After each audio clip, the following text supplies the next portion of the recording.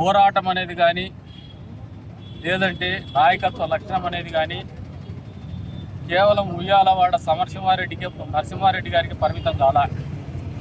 ఓబన్న వడ్డెకు కూడా ఆ రకమైనటువంటి లక్షణాలు ఉంటాయి.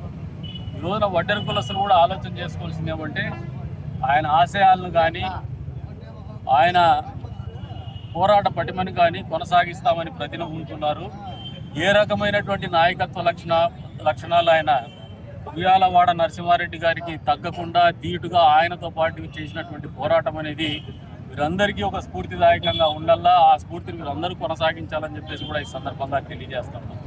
అంతేకాకుండా కూటమి ప్రభుత్వం అధికారంలోకి వస్తూనే కనకదాస జయంతి కావచ్చు, వెనకబడిన వర్గాల వారికి ఇచ్చేటువంటి ప్రత్యేకమైనటువంటి గుర్తింపు కనకదాస జయంతి కావచ్చు, అంతే స్థాయిలో వడ్డే ఓబన్న గారిది కావచ్చు, సాకల ఐలమ్మది కావచ్చు, వీరందరి జయంతులు కూడా అది రాష్ట్ర పండుగగా నిర్వహిస్తున్నటువంటి ఘనత ఈ కూటమి ప్రభుత్వానికి దానికి సమాంతరంగా అన్ని వర్గాలకు గౌరవించల్లా, అన్ని వర్గాల్లో ఉన్నటువంటి ప్రముఖ వ్యక్తుల్ని మనము నిరంతరం గుర్తు తెచ్చుకోవాలా, వాళ్ళ ఆశయాలను కొనసాగించాలనే స్ఫూర్తితోనే ఈ రోజున కదిరి నియోజకవర్గంలో జీవ సమాధి అయినటువంటి వేమన గారి ఉత్సవాలు కూడా అధికారికంగా జయంతి ఉత్సవాలు కూడా నిర్వహిస్తూ ఉన్నారు.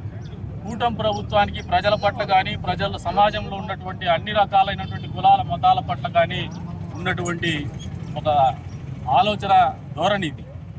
గతంలో మాదిరిగా